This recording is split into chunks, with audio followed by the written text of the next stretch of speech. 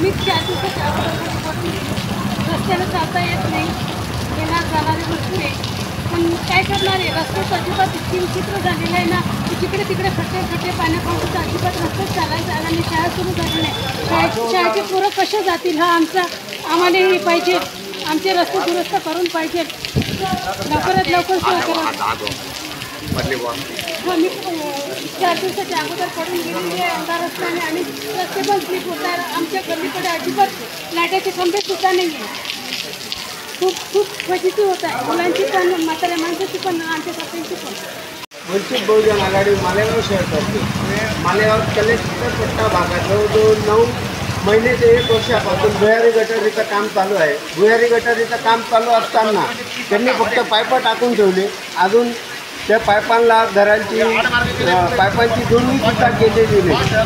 तिथला पूर्ण कलेक्टर पट्टा मोतीबाग नाका मोसमपूल ते रोड पूर्ण हा चौरस पट्टा जो की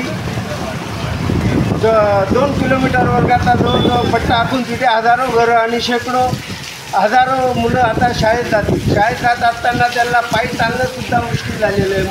मोटरसायकलीने काही माती असल्यामुळे मोटरसायकलसुद्धा स्लिप होत आहेत. बरेच लोक त्याच्यात अपघातग्रस्त झालेले.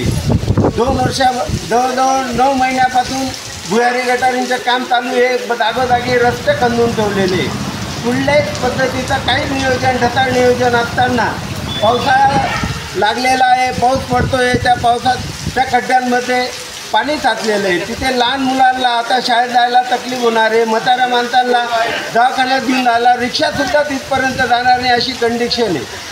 ह्या वेळेला जर नगरपालिका सर्व माहीत असताना ढिम्मपणाने इथे आम्ही आयुक्त साहेबांना निवेदन द्यायला आलो. आयुक्त साहेब नाही, उपायुक्त साहेब नाही, शहर अभियंता नाही. आता जवळजवळ 12:30-1 वाजलेले. इथं जबाबदार अधिकारीसुद्धा नाही.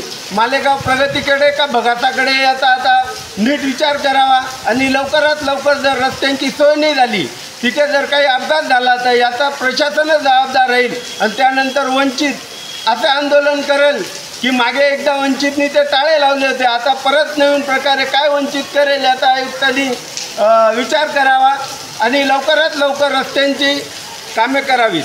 आज आम्ही वंचित बहुजन आघाडीच्या वतीने कलेक्टर पट्ट्या भागातील जे मातंबर नगरसेवक यांच्या एरियामध्ये जे आता भुयारी गटारचं जे खोदकाम चालू आहे, या खोदकामामध्ये जो खोदकाम करून जे पैप आत्तापर्यंत लोकांच्या घरातले पैप जोडलेले नाही आहेत, पूर्ण खड्डे आजपर्यंत बुंदलेले नाही आहेत. जे रोड चांगले रोड आहेत, चांगले रोड खंदून त्या रोडांना पूर्ण खड्डे मोठमोठे खड्डे पडलेले आहेत. या निषेधार्थ आम्ही वंचित बहुजन आघाडीच्या वतीने शहराध्यक्ष कैलास जवार यांच्या नेतृत्वात आज आम्ही महानगरपालिकेच्या आयुक्तांना निवेदन देण्यात आलेलं आहे.